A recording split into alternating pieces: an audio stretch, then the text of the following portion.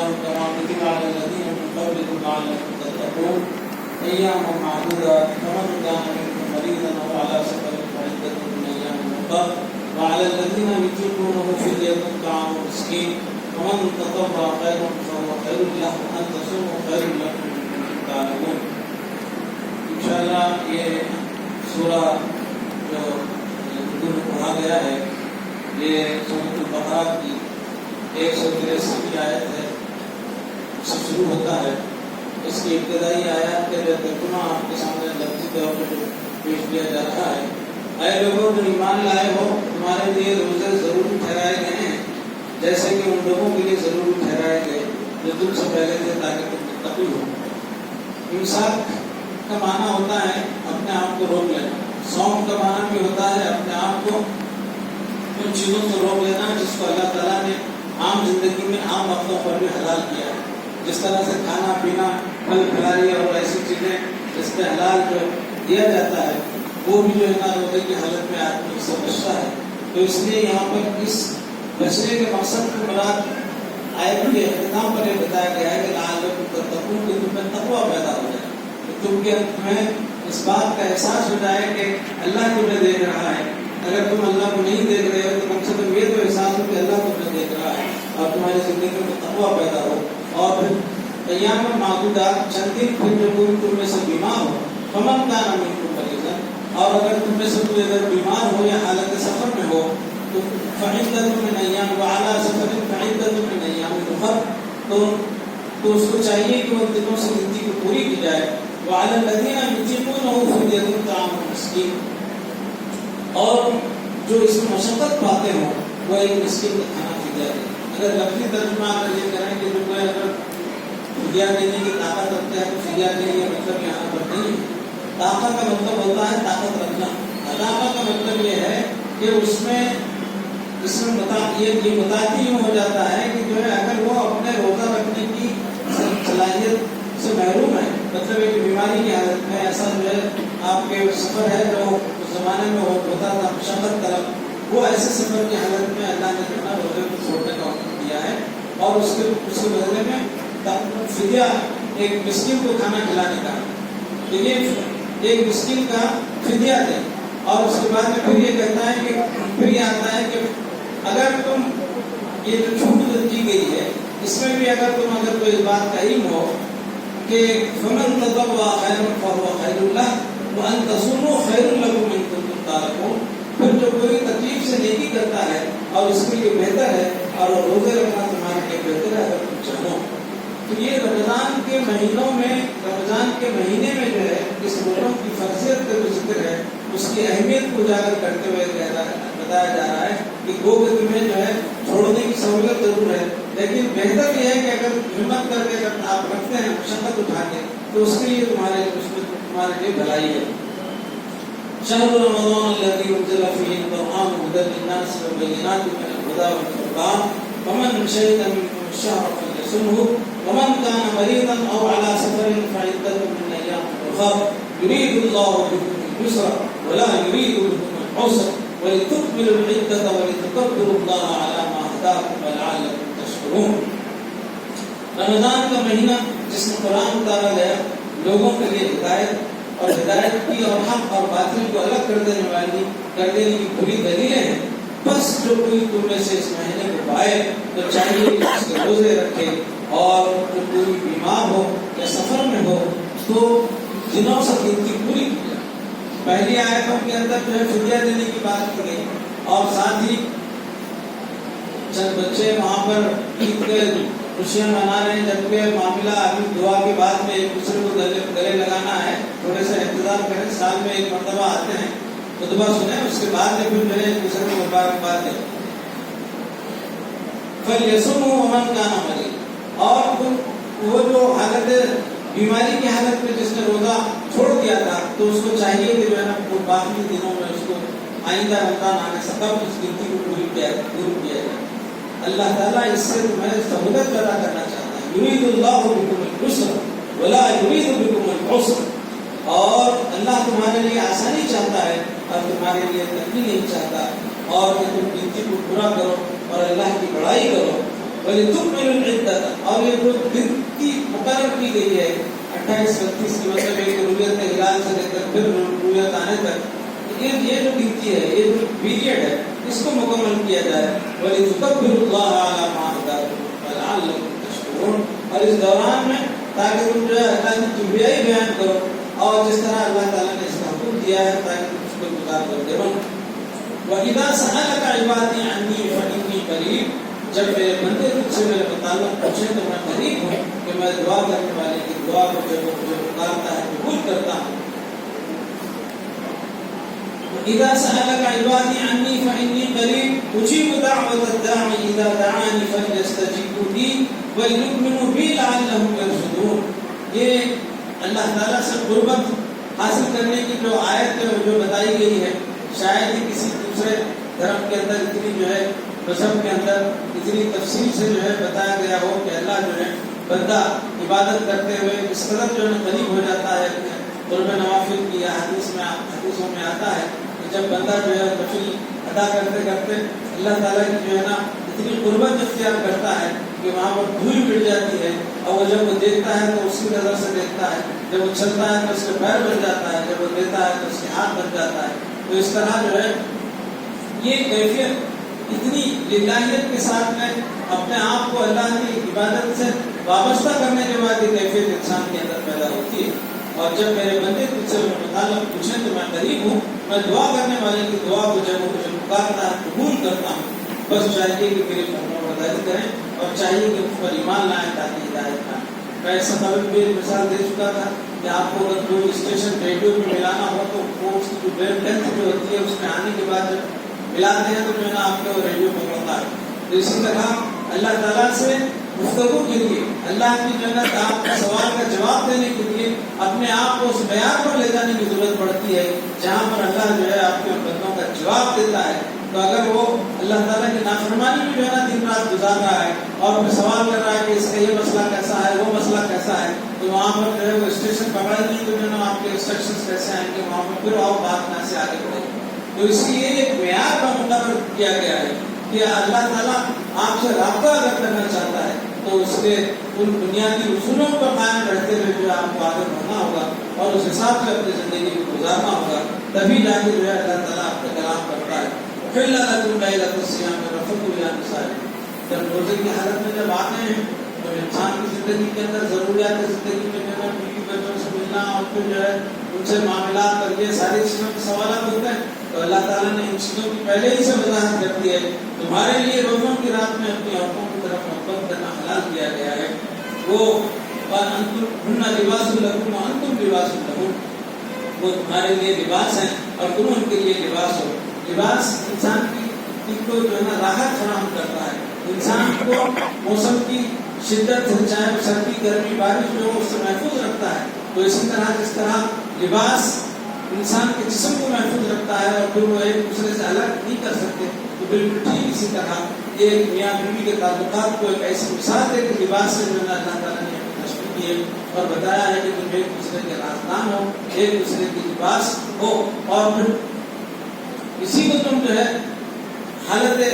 روزہ میں، رمضان کی حالت میں تو روزے کی حالت میں تو بیویوں سے مل نہیں سکتے، البتہ افطار کے بعد جو ہے آپ اپنی بیویوں سے معروف طریقے سے. علم اللہ انکم کنتم تختانون انفسکم فتاب علیکم وعفا، اللہ جانتا ہے کہ تم اپنی جانوں کو نقصان پہنچانا چاہتے تھے تو سو اس نے تم پر رجوع پر رحمت کیا اور تم کو معاف کیا. بس اب ان سے میل جول کرو. فالآن باشروہن وابتغوا ما كتب اللہ لکم، اور اب تم جو ہے اپنی بیویوں سے صحبت کر سکتے ہو اور میل جول کرو اور جو اللہ نے تمہارے لیے مقرر کیا ہے. چاہو اور کھاؤ، کلوا واشربوا حتى يتبين لكم الخيط الابيض من الخيط الاسود من الفجر ثم اتموا الصيام الى الليل. کھاؤ اور پیو یہاں تک کہ تمہارے لیے صبح کی سفید دھاری سیاہ دھاری سے الگ ہو جائے، پھر رات تک روزے کو پورا کرو. اب فقہاء نے بیٹھ کر جو ہے کب سے جو ہے کہاں سے کب تک کھانے کا وقت مقرر ہوتا ہے اس کے لیے حد مقرر کرتی ہے. اور اس کے بعد پھر جو ہے پرانے زمانے میں جو ہے گھڑیاں وغیرہ نہیں ہوتی تھی تو سائرن کے ذریعے سے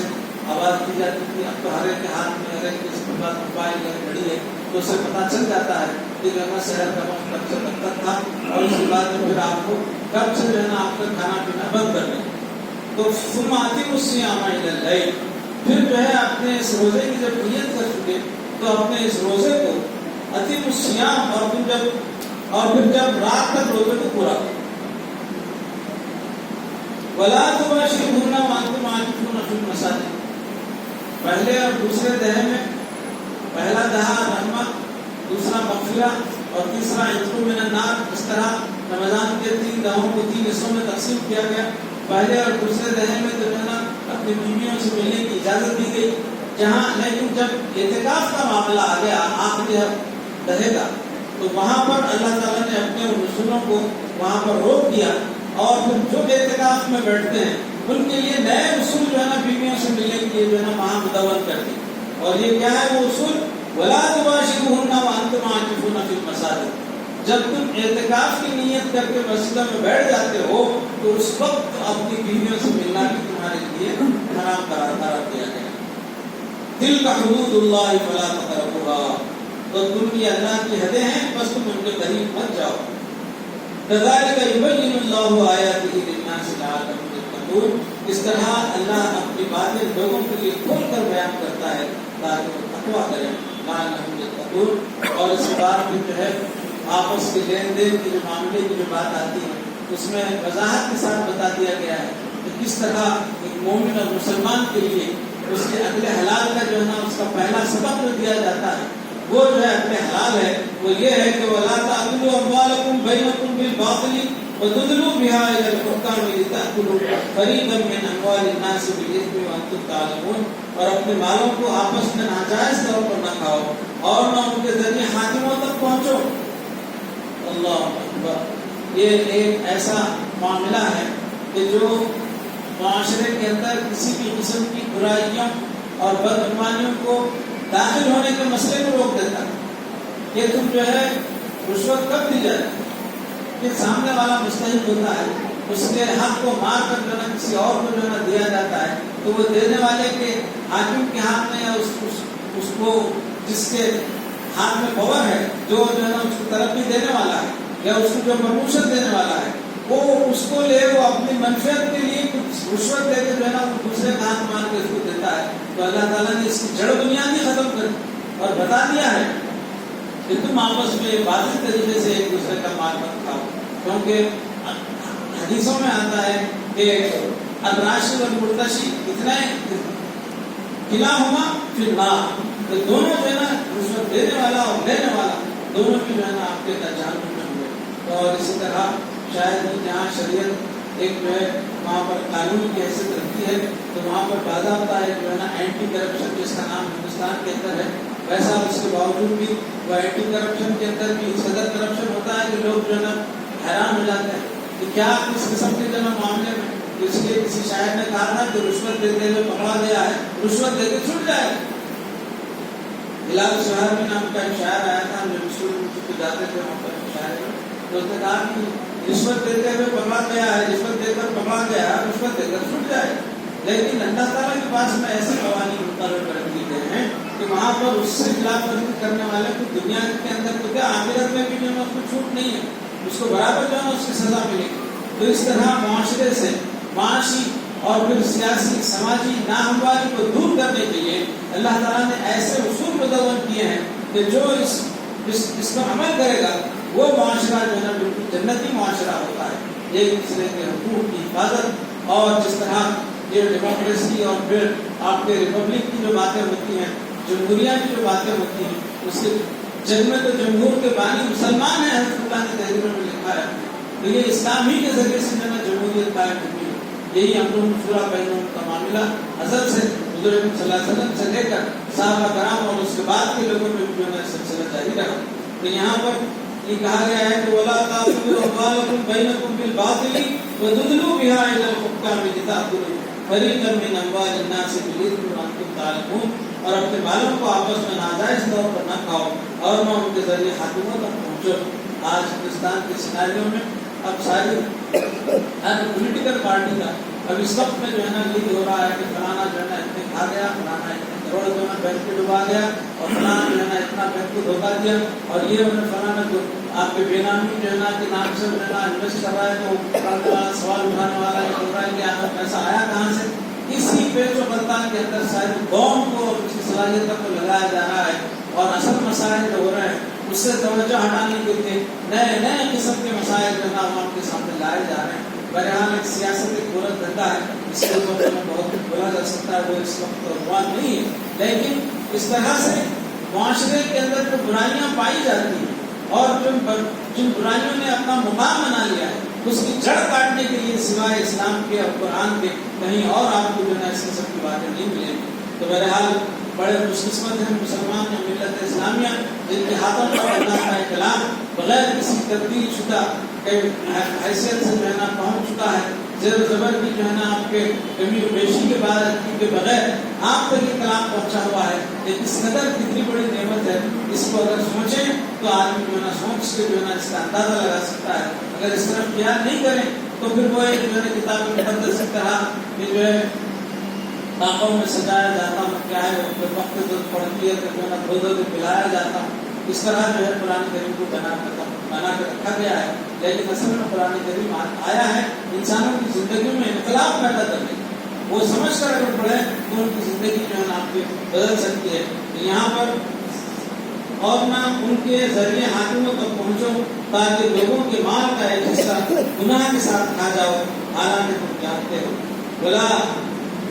من اموال الناس بالاثم وانتم تعلمون, باؤ یہاں پر اس حال میں بھی تم جانتے ہو کہ جو ہے یہ ناجائز ہے, اس کے باوجود بھی اگر تم جو ہے نا آپ سے صرف نظر کر رہے ہیں تو وہ جو ہے نا برائیوں کو معاشرے میں بہت ساری ناہمواریوں کو جنم دیتا ہے. بہرحال اللہ تعالیٰ جہاں پر انسان کو روزہ رکھنے کی جو بات کرتا ہے تو اس کے ساتھ ساتھ ایسے احکامات جو ہے انسانی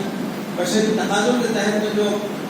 عورت میاں اور بیوی کے درمیان جو ہوتا ہے اس کو بھی کھول کھول کر بیان کر دیا گیا ہے. یہ سلسلہ جو ہے آگے سے پڑھتا ہے, یہاں پر رکوع ختم ہوتا ہے. میں آپ تمام کو مبارکباد پیش کرتا ہوں کہ بہت ہی اہتمام کے ساتھ میں اس کے بعد میں پھر آ رہا ہے کہ یسألونک عن الأهلة قل هي مواقیت للناس والحج وليس البر أن تأتوا البيوت من ظهورها ولكن البر من اتقى وأتوا البيوت من أبوابها واتقوا الله لعلكم تفلحون. تجھ سے حلالوں کے متعلق سوال کرتے ہیں. حلال مطلب ہے کہ جو حریت جو ہوتی ہے اس کے بارے میں تاکہ یہ لوگوں کو فائدے کے لیے اور حج کے لیے مقرر وقت ہے اور یہ بڑی نیکی نہیں کہ تم گھروں میں ان کے پچھواڑوں سے آؤ, لیکن بڑی نیکی وہ ہے جو تقویٰ اختیار کرتا ہے اور گھروں میں ان کے دروازوں سے آؤ اور اللہ کا تقویٰ کرو تاکہ تم کامیاب ہو. یہ معمولی سی باتوں کا ذکر قرآن میں کیوں آیا ہے؟ اسی کے پیچھے بہت بڑا راز پوشیدہ ہے. جس کے دل میں گناہ اور چوری کا جو ہے یا پھر کچھ کرنے کا ارتکاب کرنے کا وہ ہوتا ہے تو وہ عام راستے سے نہیں آتا بلکہ چور دروازے سے داخل ہونے کی کوشش کرتا ہے. تو اسلام کے یہاں تک کہ جو ہے انسان کے دل و دماغ میں اٹھنے والے گناہ کے خیالات کو تک کنٹرول کرنے کے لیے اس قرآن کے اندر جو ہے نا آپ کو بتایا گیا ہے. یہاں تک کہ آداب رسالت دربار رسالت میں کس طرح لوگوں کو پہنچنا ہے, کیسے آواز دینا ہے, کیسے بات کرنا ہے, ان سب چیزوں کا ذکر قرآن کریم میں موجود ہے. لیکن وقت اس بات کا تقاضا نہیں کہ سب پر روشنی ڈالی جائے. بہرحال آپ تمام کو رمضان المبارک میں جس اہتمام کے ساتھ آپ نے روزوں کا اہتمام کیا ہے وہ مبارک ہو, اور ساتھ ہی اس سے قبل بھی اس طرح نشانہ کیا گیا ہے کہ اللہ تعالیٰ تو جو ہے آپ کو یہ چیزیں عارضی طور پر نہیں بلکہ پرماننٹ مستقل طور پر جو ہے خوشیاں دینا چاہتا ہے. لیکن آپ ہیں کہ جو ہے نا مسجدوں سے دوری اختیار کرتے ہوئے, نمازوں سے جو ہے نا فرار اختیار کرتے ہوئے ماحول کو جو ہے نا بگاڑنے کی ذمہ دار اللہ تعالیٰ ہے. نہ شریعت ہے نہ احکامات قرآن کریم کے احکامات, بلکہ حضرت انسان کی اپنی جو ہے نا آپ کے شدت پسندی ہے یا اس کی جو ہے نا آپ کے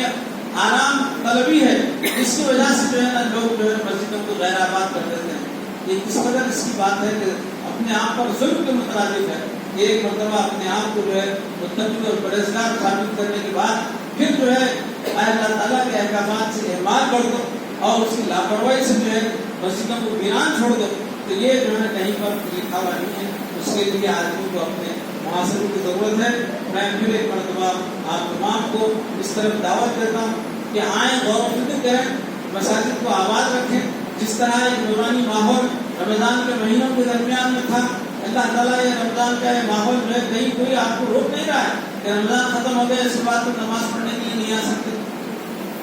رمضان ختم ہو روزہ ختم ہو گیا تو اب روزے کی حالت میں نہیں ہے, مسجد میں نہیں داخل ہو سکتے, ایسا نہیں لکھا ہوا ہے. لیکن عمل مسلمان کرتا ہے. تو اسی لیے رمضانی مسلمان بننے کے بجائے اس لیے اقبال کہتے ہیں کہ یہ نغمہ فصل کو جو لالا کا نہیں پابل بہار ہو خزاں لا الہ الا. یہ جو ہے اللہ کا جو